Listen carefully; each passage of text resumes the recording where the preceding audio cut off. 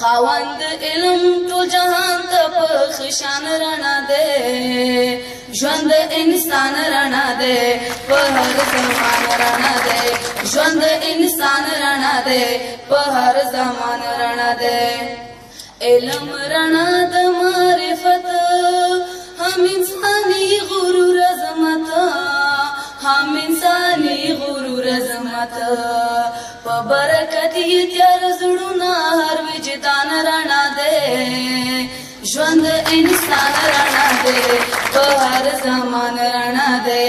ژوند انسان رڼا دی په هر زمان رڼا دی دغه د علم لوی قوت چې نن انسان هست اوچت چې نن انسان هست اوچت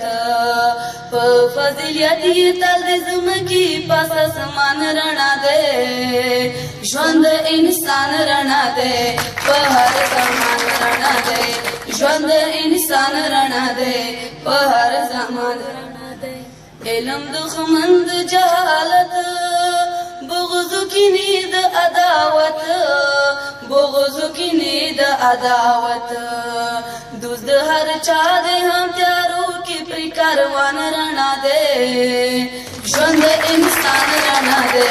په هر زمان رڼا دی ژوند انسان رڼا دی په هر زمان رڼا دی علم ضامن د عدالت پری راځي سوله او امنیت پری راځي سوله او امنیت خاوند علم ټول جهان ته په خشان رڼا دی ژوند انسان رڼا دی په هر زمان رڼا دی ژوند انسان رڼا دی په هر زمان رڼا دی رسوي علم په خشان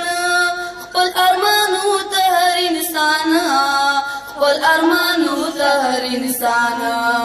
خدمت لپاره بشریت ته په هر آن رڼا دی ژوند انسان رڼا دی په هر زمان رڼا دی ژوند انسان رڼا دی په هر زمان رڼا دی ملی وحدت په علم راشي همر ورورونه پخلاشي همر ورورونه پخلاشي د هر یو رنځ لپاره علم د درمان رڼا دی ژوند انسان رڼا دی په هر زمان رڼا دی ژوند انسان رڼا دی په هر زمان رڼا دی علم خوښي راوړي انسان ته هم آبادی راوړي جهان ته هم آبادی راوړي جهان ته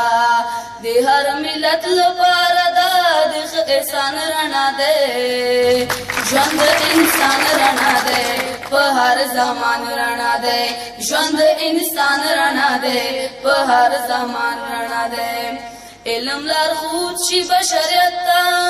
رسوي هر څوک خپل قدرت ته رسوي هر څوک خپل قدرت ته د بشریت تاریخ کې دا د هر دوران رڼا دی ژوند انسان رڼا دی په هر زمان رڼا دی ژوند انسان رڼا دی په هر زمان رڼا دی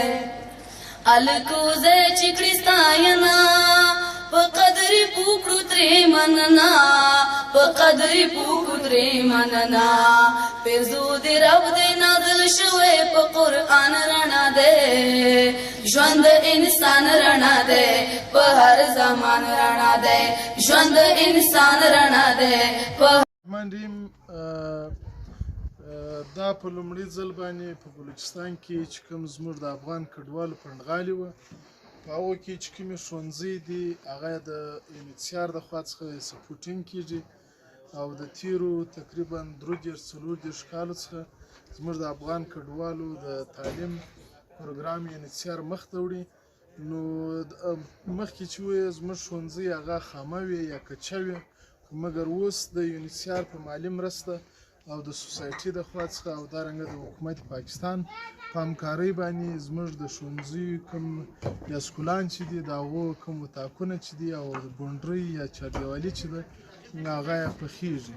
نو زه د یو افغان کډوال په حیث باندې یونیسیار حکومت پاکستان او کومې خیریه ادارې چې دي د هغو منندوی یم